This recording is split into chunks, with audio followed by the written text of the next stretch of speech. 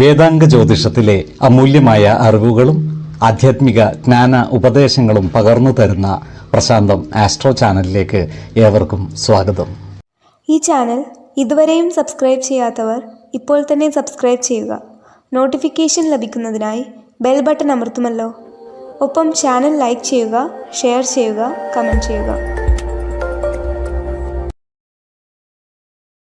കൊല്ലവർഷം 1200 ആണ്ടിലെ മകര സംക്രമം പുണർദം നക്ഷത്രത്തിലാണ്.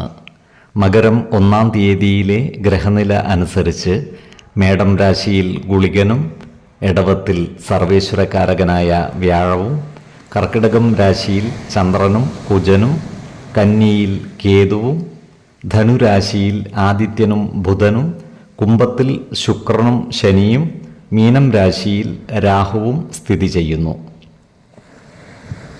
പൂരം നക്ഷത്രത്തിൽ ജനിച്ചവർക്ക് മകരമാസം പൊതുവെ ഗുണദോഷ സമ്മിശ്രമായിരിക്കും. ഈ നക്ഷത്രക്കാർക്ക് ജോലിസ്ഥലത്ത് പലവിധ പ്രശ്നങ്ങളെയും അതിജീവിക്കേണ്ടതായി വരുവാൻ ഇടയുണ്ട്.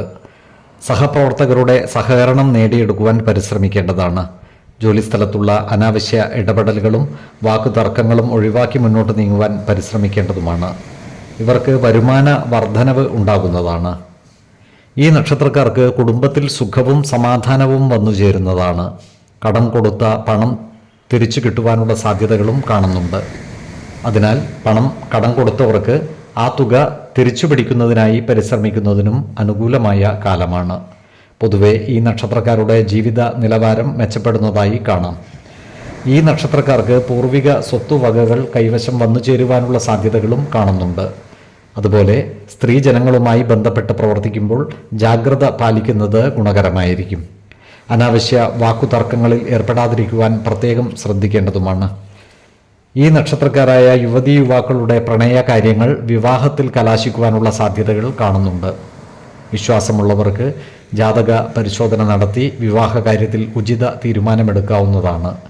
നക്ഷത്രപ്പൊരുത്തവും പാപസാമ്യതയും കുജദോഷവും ദശാസന്ധി ദോഷവും മനപ്പൊരുത്തവും മറ്റു അനുകൂല കാര്യങ്ങളും പരിഗണിച്ച് ഉചിതമായ തീരുമാനമെടുക്കുന്നതാണ് ഉത്തമം. എന്നാൽ കടുത്ത പ്രണയമുള്ളവർക്ക് മനപ്പൊരുത്തം മാത്രം പരിഗണിച്ച് ഗാന്ധർവ വിധി പ്രകാരം വിവാഹിതരാകാമെന്ന് ആചാര്യ മതവുമുണ്ട്. ആരോഗ്യ കാര്യങ്ങളിലും ഈ നക്ഷത്രക്കാർ ഒരു പ്രത്യേക ശ്രദ്ധ പുലർത്തുന്നത് ഗുണകരമായിരിക്കും. 4, 16, 24 തീയതികൾ അനുകൂലമാണ്. ഈ നക്ഷത്രക്കാർ ജനിച്ച സമയത്തെ അടിസ്ഥാനമാക്കിയുള്ള ജാതകത്തിലെ ലഗ്ന രാശിയുടെയും ലഗ്ന അധിപന്റെയും സ്ഥിതിയും ശുഭ പാപ ഭാവങ്ങളുടെ സ്ഥിതിയും ഓരോ രാശിയിലെയും ഗ്രഹങ്ങളുടെ സ്ഥിതിയും അനുസരിച്ച് ഇവരുടെ പൊതുഫലത്തിൽ ഏറ്റക്കുറച്ചിലുകൾ ഉണ്ടാകുവാനിടയുണ്ട്. കുടുംബ ദേവതകളെയും ഇഷ്ടദേവതകളെയും ഉപാസിക്കുന്നത് ഇവർക്ക് ആയുരാരോഗ്യ സൗഖ്യമേകും. ഇഷ്ടദേവതാ മന്ത്രം 108 തവണ ദിനംതോറും ലിഖിത ജപം ചെയ്തു വരുന്നത് ഇവർക്ക് സർവ ഐശ്വര്യങ്ങളുമേകും. നല്ല വ്യക്തി സാധനകളോടെയും ഉപാസനകളോടെയും മുന്നേറിയാൽ സർവേശ്വരാനുഗ്രഹത്താൽ ഇവരുടെ സർവകാര്യങ്ങളും മംഗളകരമാകും. നന്ദി, നമസ്കാരം. ജ്യോതിഷരത്നം പ്രശാന്ത് കണ്ണോം.